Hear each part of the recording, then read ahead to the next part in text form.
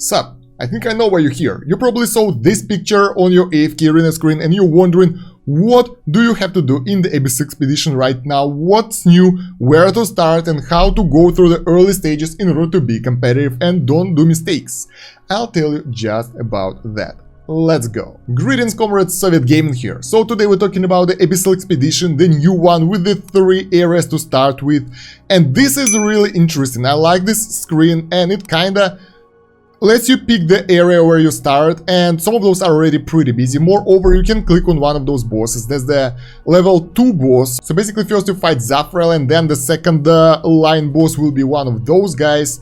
And it kind of shows you what their stats are. I don't really think it's really necessary to go for a specific one, because as long as you're good, you should be able to beat any of those. But I'm really curious how to play out for the bosses, for the fights itself, because this description is really interesting, but we'll talk about the bosses a bit later. I will start over here with the Desira, because, I don't know, I like her and I want to hit her a little bit. So we'll start at the west. Let's go. So the first things first, before you start building up your hero, there is a Stars of Dawn, and how it works, you might wanna click on this and take a part as a spectator for your team, but keep in mind that if you will join the spectating, you won't be able to participate in battles, but can still receive the rewards. The title rewards will become available for spectators when the Star of Dawn player they are supporting levels up. So basically, the guy you will vouch for, who you will spectate, will do all the work for you. So it's for the people who are a little bit lazy and don't want to take part in that. I personally want to take part in action, so I won't apply to any of those, and I hope you guys listen to this carefully and won't be sad that like, oh, I can't do anything right now, I want to take part in this, but I clicked it randomly. Don't. If you know that you want to take part in action, don't click that. Spectators are picked only from the militia you are in, so it's not random people, and the spectators may only apply after enrollment ends and within the first 24 hours when the battles commences. So guys, at the beginning of the Abyssal Expedition, if you are not sure that you want to take part in it and you're like, okay, I decided that I want to do it, spectate so your guys can get the bonuses. So what does it do?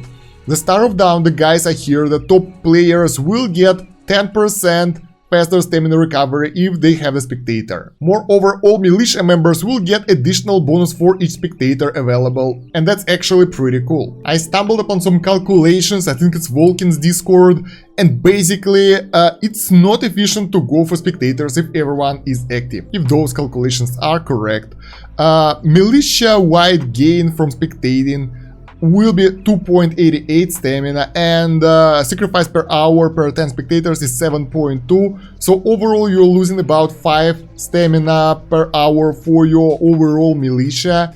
And yeah, it's better to take part in the action if you can. Even if you're weak, you can help with pathing, so don't worry about that. You can build a path and it's really available for everyone. But yeah, if you decided to join and you suddenly realize that you won't be able to take part, go for spectating. So alright, we already have some extra stamina recovery over here. When you just start, there will be a timer down here in your forces screen that actually shows you the time before the full stamina recovery starts, so everyone will be able to join and start together, and after that it's normal for stamina per hour. Let's talk a little bit about team composition. You guys might be wondering how it's better to start it, and then we'll talk about the titles and all that stuff. I'll explain everything that's new in the new Abyssal Expedition. Moreover guys, if you will place your heroes here, you won't be able to become a spectator, so think carefully before you start. Alright, so here you would like to have something good like Einstein, for example. That's a good start, and it doesn't matter which is your strongest hero. It's better to start with a powerful team here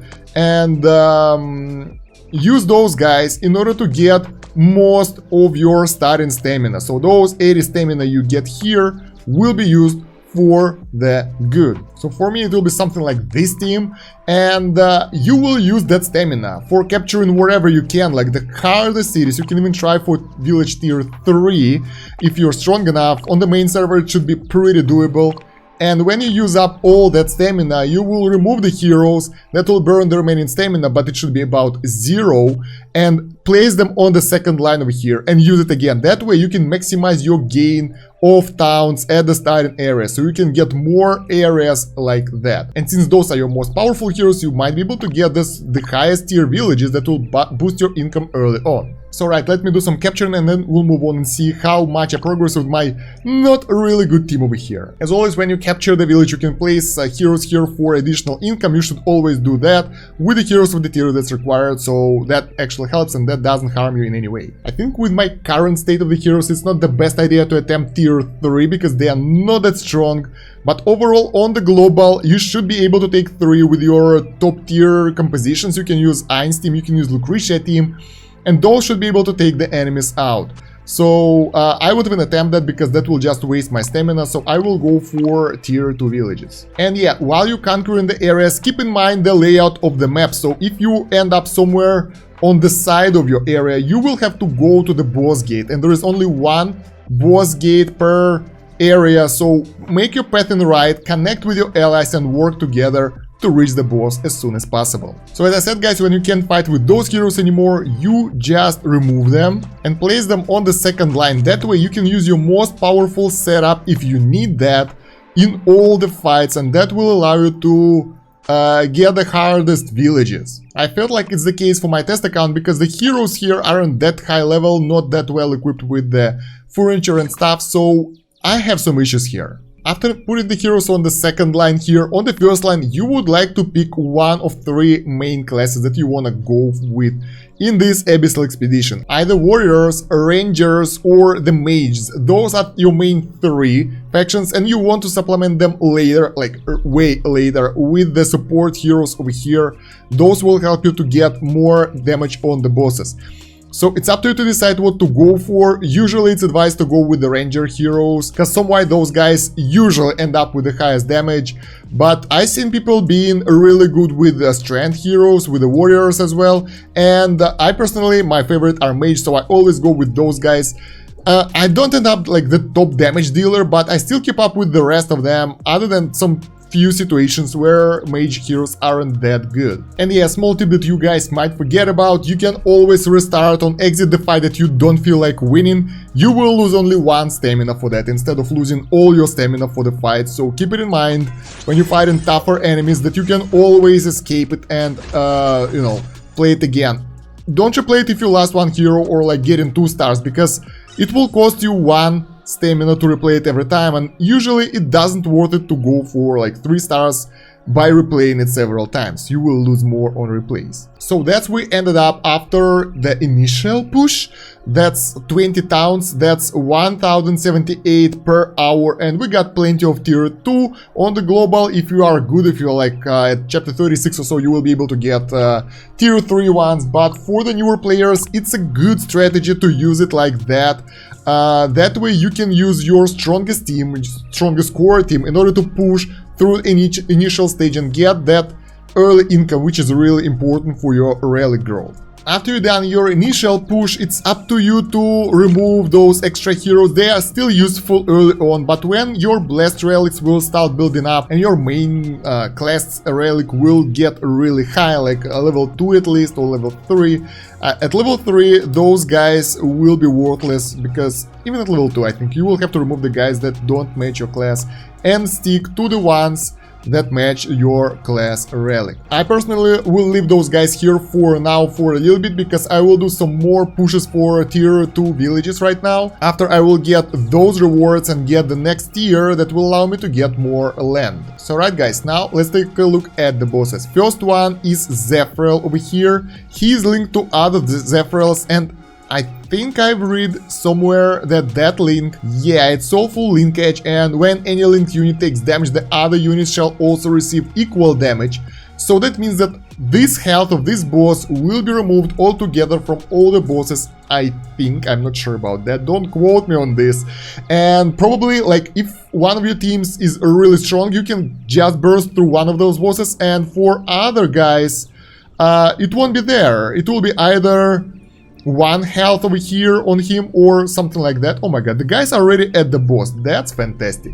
So yeah, it's only 10 hours of Vault of Time, Abyssal Expedition, and the guys at the top already at the boss area, which is... wow, this is really cool. So yeah, soon we'll be able to see if the link will actually work towards all bosses. I'm really curious about that, and I'll post that in the Discord, so if you haven't joined that yet, please do. The link is down there in the video description and the pinned comment. Since we're doing the plug, you should subscribe to the channel as well, so you won't miss any new content, and hit that bell button. Plug completed. Let's move on. So the second boss will be different based on the area that you pick, and the location of the boss is kinda interesting. It's like a whirlwind. So basically, from here, from my spot, we will have to go all the way up through this area to get to the boss. Same for everyone, like the entry point and the second boss point is so far away, so you gotta push through a lot of areas, and yeah, that's really cool and interesting. Although I don't really see a link on the second tier bosses here, so that's interesting. Same goes for tier 3 bosses, which, yeah, there is no link as well. And actually for the tier 3 bosses we have the Twisted Realm bosses, Dark Arden, Ice Chimera, yeah, and who is the last one? Yeah, Grotesque Mage. This is really interesting, guys, and unique. Moreover, after the second boss, I don't see anything preventing you guys from joining together and going through one of the bosses instead of going through all 3. Let me actually check it. Yep, on this pathing picture that you see on the screen right now, we definitely see that there are some different paths available, and there is an easier path, I think, and a harder one. I can't really read Chinese. My bad, it's Japanese. But yeah, guys, I have the translation right here on the screen for you from the Google Lens. Damn, technology nowadays is crazy. So, the red path, detour the most orthodox and safe course. So the red one is the easiest path. The yellow one are the shortcuts that make it faster, but through the harder fights. And the green path is the way how you can link together with your strongest team, whoever they are, like to push together on the last boss. So yeah, basically you will be alone with your team through the first and the second boss, and then you can meet up and go through the third boss all together up to the last boss over here. Let's take a look at him and his skill set. So here he is, Destroyer of Reason. That boss is able to switch factions, produce different effects against each faction's heroes. So the first skill, World Purge. The Balancer shall rotate his faction affiliation in the following order: Lightbearer, Mauler, Wilder, Graveborn. Only effect damage calculations. The Balancer unleashes a death ray that deals AoE damage to his enemies. The Balancer starts battle belonging to a random faction. Energy Deprivation. When the ability is cast, heroes that are the same faction as the Balancer or are standing behind him are entraced and may only use normal attacks for the following 3 seconds.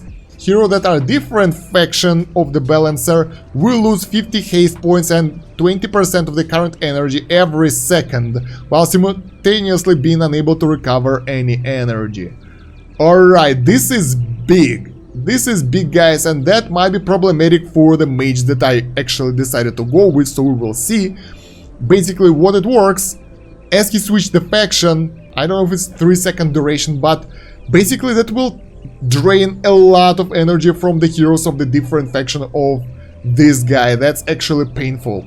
And the last one, Elemental Crystal. The Balancer summons an Elemental Crystal that taunts heroes within range, also dealing periodic damage to them. Heroes standing behind him shall also be affected by the taunting. Each time a crystal is summoned, its health and damage will additionally increase.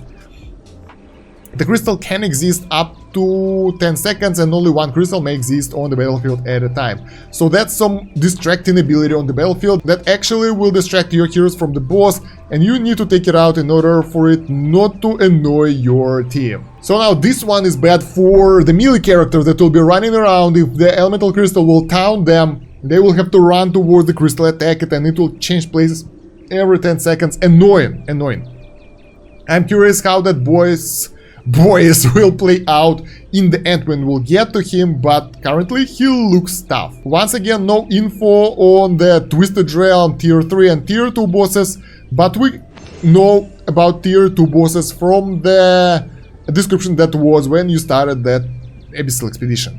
Alright, now let's take a look at the changes. The title screen seems the same, the rewards, the quests are kinda the same here. Rewards for the next level kinda the same as well, as far as I remember. Well, we already broke those down in the last video. If you haven't saw that, take a look over here, I think. Maybe here, I'm not sure. So there will be a card, you can click that and see that video. The new thing here is Militia Honors though. So another bounty pass over here, bounty board, and that is really interesting because the free-to-play guys will get what, 2, 6, 10 normal scrolls and 1, 2, that's 5, and then 5, 10, and 10 faction summon scrolls, which is really nice. But there is a premium pass that allows you to get a lot of rewards. Oh my god, 7 times this is crazy reward right here. 10 extra stargazing scrolls, 600 elemental shards, and 300 elemental cores. Should we calculate the worth of each of those? Let's do it. So right now on the screen I have the worth of each of those rewards, and guys, this is each chest worth 1350 diamonds, each of those, and you will get 7 of those. So let's calculate the total worth of the pay to win and free to play rewards over here. So all the pay to win rewards worth exactly 19,250 diamonds, which is a really good amount for the price of damn, this is, I think it's $15. So I think that's the right estimation of 1,200 rubles. The exchange rates in the games is like 75 rubles per dollar. You don't want that info, I know that. But yeah, as for the scrolls, they worth, well, 4.8k diamonds. So that's a free stuff for the free-to-play players, that's good. And pay-to-win guys get it anyway, so the difference will be 14,450. So the price of all of those pay-to-win unlocks will be 14,450 diamonds for all of that, if you go for the best rewards over here. Well, you see that 3 of those are kind of the same. Points, chests, and essences, they kind of worth the same amount of diamonds. Have the same value, let's put it like that. So yeah, that's what you get for the pay-to-win guys. For the free-to-play guys, you know what extra you will get. And here there are quests, and basically those are pretty straightforward. The rain is out. You need to get the title of Duke in order to get all of that. Every time you get a rank, you will get extra rewards. So as simple as that. Pretty nice extra, some free extra stuff. If you don't worry about pay-to-win guys going forward, I mean, with the recent guy who is really OP, that doesn't matter that much. You should be okay. Don't worry about it. Just enjoy the game, guys. Other than that, other advices I can give for the Abyssal Expedition are the strategy options. So basically, early on, focus on getting as much energy flow as possible, upgrading those, like abandoning the empty fields and getting the villages and so on. When you push, when you kind of move around, oh, I can show it to you right now. Basically, use 1 or 2 or 3 heroes. Don't use all 5 heroes when you move around. That will save you the stamina, specifically if you have some relics, since that allows you to defeat empty tiles without any significant issues. Moreover, move together as a group, make links, and make bridges toward bosses. Working together and using the chat is a key factor in Abyssal Expedition as always, so coordination will help you to progress faster. Anyway, I think that's all I can tell you right now about Abyssal Expedition, or Abyssal, I don't know how it's pronounced, I can't pronounce things. But yeah, guys, let me know what do you think about this guide in the comments. Also subscribe, because I'll be making more Abyssal Expedition guides as the time goes, as we'll progress, so you know how to behave in the different situations, maybe adjust your tactics a little bit. And also check the pinned comment and the video description for additional links. We have Discord link over there, we have more AFK Arena guides, we have AFK Arena hero breakdowns over there, and a lot of other useful stuff. I hope you guys enjoyed this video. Thank you for watching. Soviet out. До свидания.